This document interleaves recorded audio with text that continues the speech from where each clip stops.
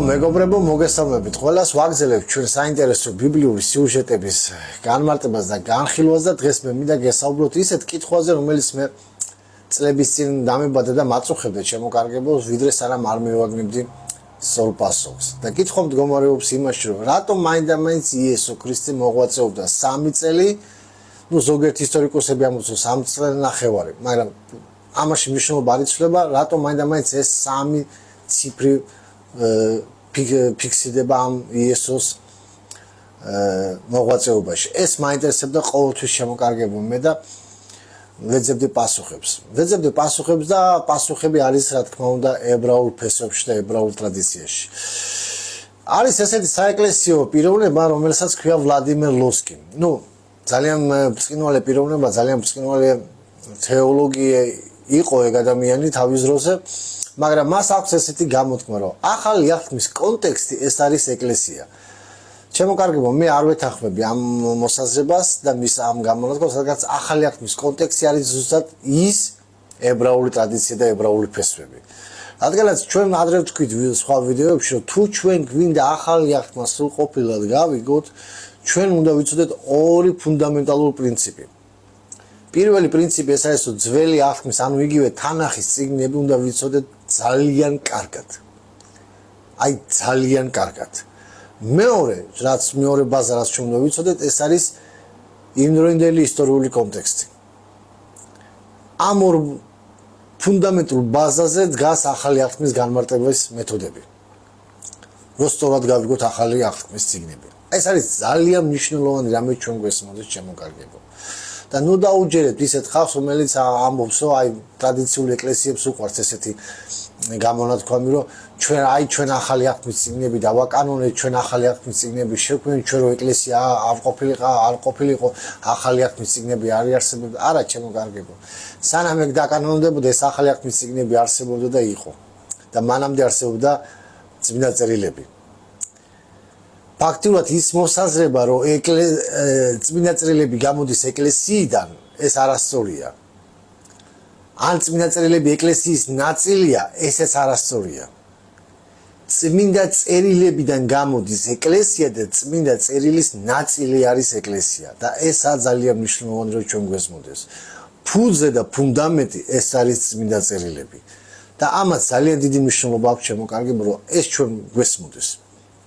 მაშასე დაუბრუნდეთ ჩვენ კითხვას. რატომ მაინდა-მაინც იესო ქრისტე მოღვაწეობდა 3 წელი? და მეკითხეთ, რომ ამის პასუხს გვაძლევს ებრაული ტრადიცია. საქმე იმაში გახდა, როდესაც ებრაელი ისრაელიერი დაბრუნდა ბაბილონის ტყვეობიდან და დაბრუნდა ნეემიას დროს და ეზრას დროს, წიგნობარი მღვდელმთავარი ეზრა იყო ესეთი პიროვნება, რომელმაც შექმნა თორის კითხვის სისტემა. შემოიღო ესეთი სისტემა. მან შემოიღო თორის კითხვის 3 წლიანი ციკლი. ანუ მოსეს წიგნი 5 წიგნეული ავიღოთ, იმიტომ რომ თორა მოსეს 5 წიგნეულია, ანუ ივრითულად მას უძახენ კიდევ ხუმაშ.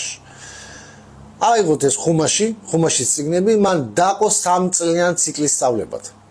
ანუ 3 წელი ისწავლებოდა მოსეს 5 წიგნეული. ამ მოსეს 5 წიგნეულს ჰქონდა წარგზავნები სხვა დანარჩენ თანახის წიგნებთან, ანუ იგივე ძველი აღთქმის წიგნებთან. მაგალითად, როდესაც რაღაცაზე მედის საუბარი, ვისაც ღმერთმა შექმნა ცა და მიწა, ამის წარგზავნას ჩვენ ვხედავთ ესაიაში. და ამ წარგზავნას ქვია ევრითულად გაფთარა, ანუ იგივე ჰაფთარა. ჰაფთარა ეს არის შემოკარგებო, არა მარტო წარგზავნა, არამედ კომენტარიც შეიძლება იყოს.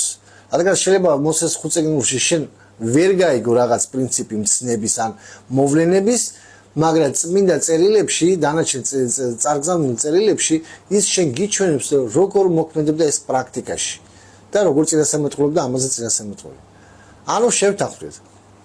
მოსეს 5 წიგნეული ისწავლებოდა ზუსტად 3 წელი. და ეს არის ძალიან მნიშვნელოვანი შემოკარგებო.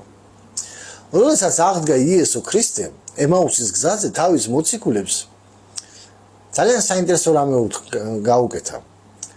მან აიღო და თქვა, რომ განუმარტავდა მათ მოსეს 5 წიგნეულიდან, წინასწარ მეტყველებიდან და წმინდა წერილებიდან ყოველივე ის, რაც მასზე იყო დაწერილი.